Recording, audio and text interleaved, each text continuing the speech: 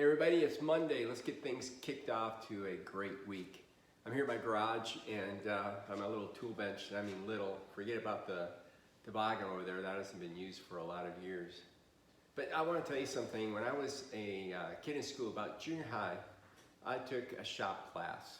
And there were two projects in that class, and I was very excited about it.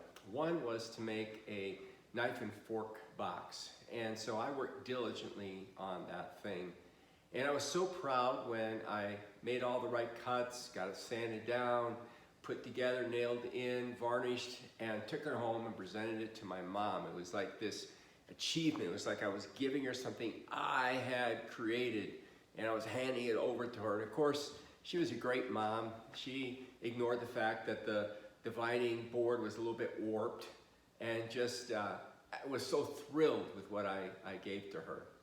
And then the second project I worked on was a gun rack, and so I got to use the jigsaw and cut out the grooves and put screws in it and have it all put together. And once again, man, when I took that thing home, slung over my shoulder, I was so proud, because here's another thing that I created and that I could give to my dad, and he would be excited about it, maybe hang the shotgun in there that he used for hunting, and he'd be real proud of it. You know, there's just something pretty special when you actually create something.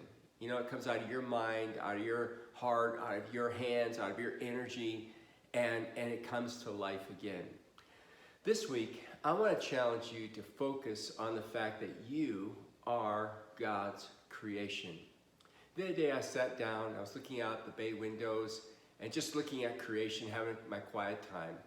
There are the trees, the beautiful leaves, the birds, the bird feeder, nature all around me. And as I was looking at that and thanking God for what He had created, I was reminded by God that I am His creation as well. In fact, I'm a new creation according to the Scriptures.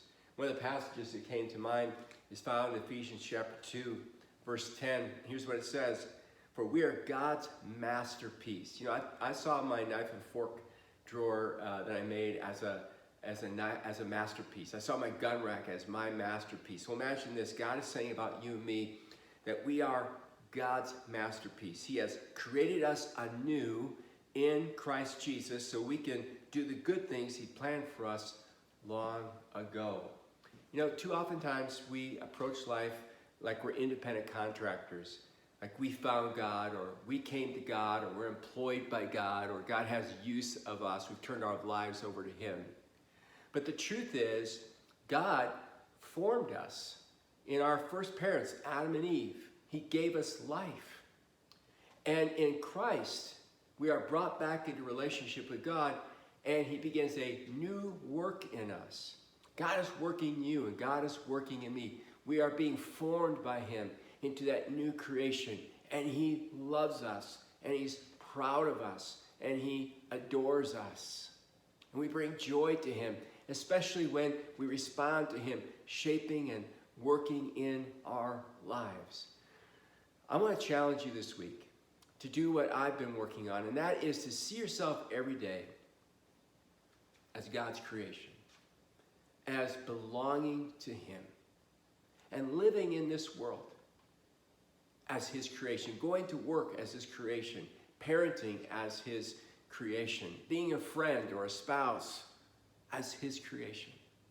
See yourself that way. Think of yourself that way. It'll change your whole perspective. You belong to God.